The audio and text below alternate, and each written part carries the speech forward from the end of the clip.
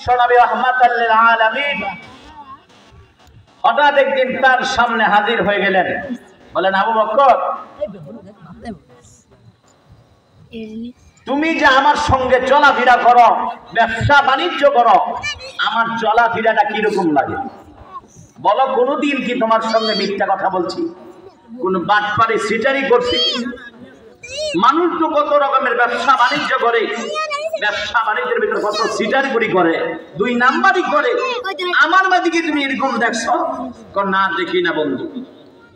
তো যদি না দেখো, আমি একজন আল্লাহ তাআলা আমাকে নবী হিসেবে দুনিয়াতে পাঠিয়েছেন।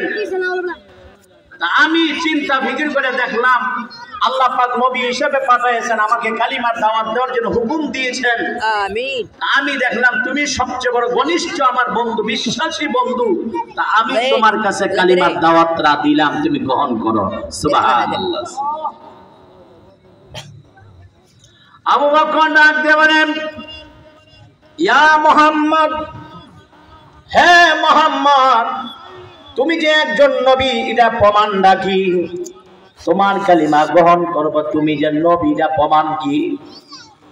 আল্লাহর নবী, বিশ্ব নবী রাহমাতাল লিল আলামিন বলেন, আবু বকর রে, তুমি কয়দিন আগে সিরিয়ার জমিনে একটা স্বপ্ন দেখেছিলা, সেই স্বপ্নটা হলো আমার সর্বপ্রথম দলিল। সুবহানাল্লাহ। আবু বকর, আমি স্বপ্ন দেখি জানা কেমনে? নিশ্চয়ই একজন নবী, নবী ছাড়া আর কেউ কথা বলতে পারবে না। আবু বকর ডাক দিয়ে বলেন, ইয়া মুহাম্মদ, ওগো আল্লাহর নবী, বিশ্ব নবী, আপনাকে আমি খুঁজি, অথচ আপনি আমার সঙ্গে আছেন, আপনাকে আমি পাই না নবী হিসাবে। নবী গো, আমি অপেক্ষা করতেছি কে আমার সামনে হাজির হইবে কালিমা নিয়া। আল্লাহর নবী গো, আপনি সত্যিকারের নবী, আর দেরি করেন না, আমার এক কালিমা পড়ে মুসলমান বানায় দেন।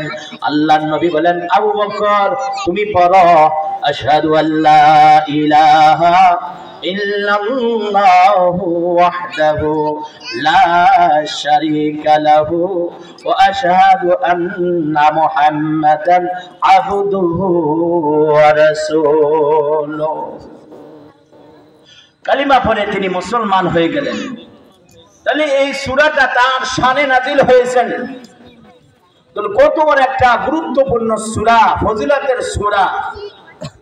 সেই সূরাটা যদি আমরা, এই সূরাগুলি যদি আমরা কি করে আমল করি, একটা সূরার উপরে যদি কোরআনের আমল করি, তাহলে আমাদের গোটা জিন্দগি নাজাতের জন্য যথেষ্ট হবে। কিন্তু আমল তো করি না।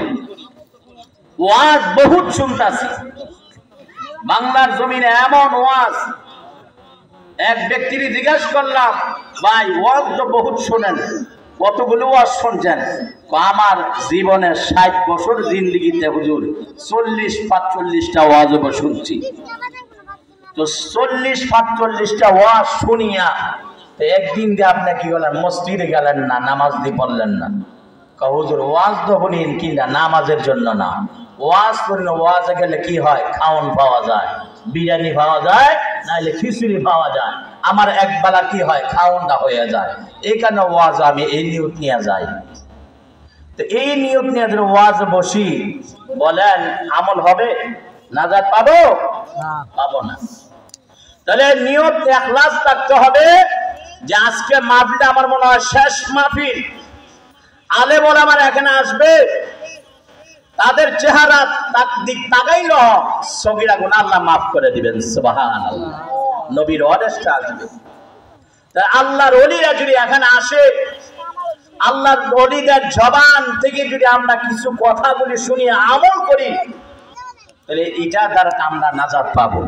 তাহলে আজকের মাহফিলটা যদি আল্লাহ কবুল করে, আমিও যদি আমলে নিয়ে তো বসিয়া শুনি, তাহলে এই মাহফিলটা আমার নাজাতের ফয়সালা হবে। সুবহানাল্লাহ। হাজার মাহফিল হবে, কি হবে? শুনলে কাজ হবে না। বহুত ওয়াজ শোনা যায়, দোকানে পাটে এখানে সেখানে বসিয়া কি হয়? ওয়াজ শুনে কি না? শুনতেছে, কিন্তু আজান হয়ে গেছে, মসজিদের দিকে এসে রওনা যায় না। যাইতেছে না, তার ওয়াজে কি হয় না, কাজ পাইতেছে না, তার ইখলাস নাই, নিয়ত নাই, তার নিয়ত অন্যদিকে। এখানে ওয়াজ যদি আমরা শুনবো একমাত্র আল্লাহকে, আল্লাহ রাসূলকে রাজি খুশি করার জন্য আজকে বসবো, এটা একটা ইলমে দ্বীনের একটা মজলিস, এটা একটা মজলিস। আলেম ওলামারা এখানে কি করবে, আসবে, তারা আসিয়া আমাদের কি আমলের কথাগুলি বলবে, আল্লাহ রাসূলের কথাগুলি বলবে। ইলমে দ্বীনে একটা মজলিস এমন একটা আল্লাহ তাআলা দরবার ধাম, 60 বছর নফল ইবাদত করলে এর চেয়ে বেশি সওয়াব হবে। সুবহানাল্লাহ, সুবহানাল্লাহ। এক ব্যক্তি 60 বছর নফল ইবাদত করতেছে, তার কত সওয়াব, সকাল থেকে সন্ধ্যা, সন্ধ্যা থেকে সকাল, এই পর্যন্ত কি কথা আমল করতেছে। আর একটা লোক ইলমে দ্বীনের মজলিসে বসিয়া আলেম ওলামা থেকে শুনে আসে আমল করবে, নিয়ত করছে, আল্লাহ তাআলা ওই মজলিসটা এমন সওয়াব দান করবেন, 60 বছর নফল ইবাদত চেয়ে বেশি সওয়াব দান করবেন। সুবহানাল্লাহ। আজকের মাহফিলটা অত্যন্ত একটা গুরুত্বপূর্ণ মাহফিল ভাই, যেখানে বসলে লাভ হবে, কোন খাস্তা নাই, এখানে খাস্তা নাই, এটা আলেম ওলামাদের মজলিস, আলেম ওলামারা আসবে। তো এখানে আমরা যারা এখনো এদিক সেদিক ঘোরাফেরা করতেছি, আমরা সকলে চলে আসি, সকলে চলে আসি, আমরা আলেম ওলামা থেকে আমরা তার কি করে গুরুত্বপূর্ণ কথাগুলি শুনি। আমি তো এই এলাকার একজন সদস্য, ধরতে গেলে আমার সবাই চিনেন, কিন্তু যারা আজকের আলোচক না লোকগুলো, তাদের তো আপনারা চিনেন না, তারা দূর দূরান্ত থেকে আসতে, তাদের কথাগুলি আমরা কি করি, শুনি। তাদের কথাগুলি যদি শুনিয়া আমরা কি আমল করতে পারি, আল্লাহ দেখবেন ইনশাআল্লাহ। আল্লাহ এই আজকের মাহফিলটা উসিলা আপনি নাজাত পেয়ে যাবেন ইনশাআল্লাহ। তো সকলে এই মাদ্রাসার জন্য দোয়া করবেন, এই মাহফিলটার জন্য দোয়া করবেন, আল্লাহ তাআলা যেন এই মাহফিলটা কবুল করে, এই এলাকার জন্য যেন নাজাতের একটা ফয়সালা হয়, নাজাতের একটা ফয়সালা হয়। এই মাদ্রাসার উসিলা করে দিন আল্লাহ তাআলা অত্র অঞ্চলে যা আছে সব বেদাত দূর করিয়া আল্লাহ তাআলা হক যেন এলাকার ভিতরে জারি করে দেয়। প্রত্যেকটা ঘরে ঘরে যেন আল্লাহ কোরআনের হাফেজ তৈরি হয়ে যায়।